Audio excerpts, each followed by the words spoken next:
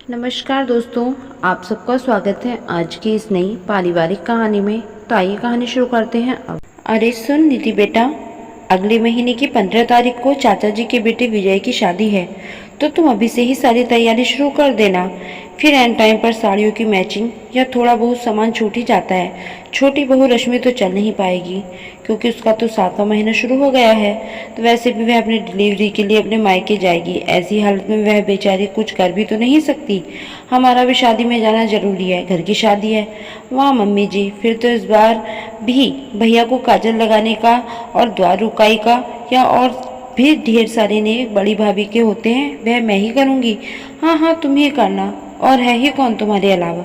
Mummy जी, मैं सोच रही हूँ मैं अच्छा सा डांस भी सीख लूँ, आखिरकार बड़ी भाभी हूँ दूल्हे की। निधि को खुशी देखकर पूरा परिवार खुश हो रहा था। कैसी बच्चों की जैसी उत्साहित हो रही है शादी में जाने के लिए। मन तो निधि की देवरानी मानसी का भी बहुत था, किंतु क्या करती।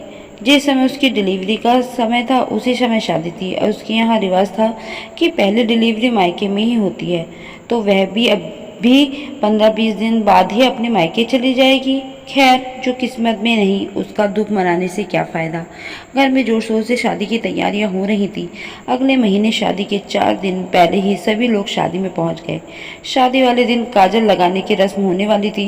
निधि तो पहले से ही बहुत ज़्यादा उत्साहित थी। अपने देवर की काजल लगाई में भी उसकी सास ने उसे सोने की सुंदर से टॉप्स दिए थे। उसे पता था इस बार भी अच्छा सा नेक मिलेगा। हालांकि नेक में ज़्यादा तो उसे दूल्हे की बड़ी भाभी होने पर खुशी थी। तब बुआ जी ने कहा, अरे भाई काजल लगाने के लिए आगे आओ। जैसे ही निधि आगे जाने लगी कि बुआ जी बोली, नहीं निधि, तुमने तो अपने देवर की शादी में काजल लगा दिया था। हाँ, अगर मानसी होती तो वह रस्म को निभाती, किंतु अब मानसी तो आई नहीं शादी में, तो यह रस्म दूल्हे की चाची करेगी। निधि को ऐसा लगा जैसे किसी ने उसका भयंकर अपमान कर दिया हो, उसके नीचे से जमीन खींच ली हो। ठीक है, छोटी चाची जी से ही करवा रहे हैं तो साथ में उसे भी तो बुला लेते। आखिरकार भाभी तो भाभी ही होती है। भाभी के होते हुए चाची से नहीं करवाना कहाँ का न्याय है। बस निधि का तो मन उचट गया शादी से, और वह पूरी शादी में अनमनी सी ही रही।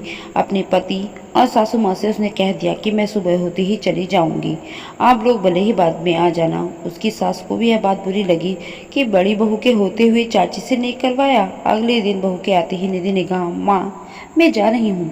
इतने में उसकी चाची सास और बुआ साथ बोली, अरे बहू, अभी तो बहुत सारी रस्म बाकी हैं।